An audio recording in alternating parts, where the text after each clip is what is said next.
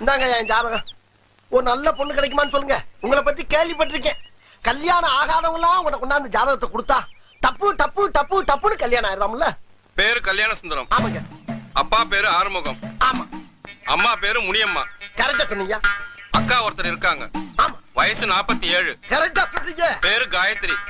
அக்காவுக்கு ஒரு மகன் இருக்கான். ஆமா. பேரு கௌதம்.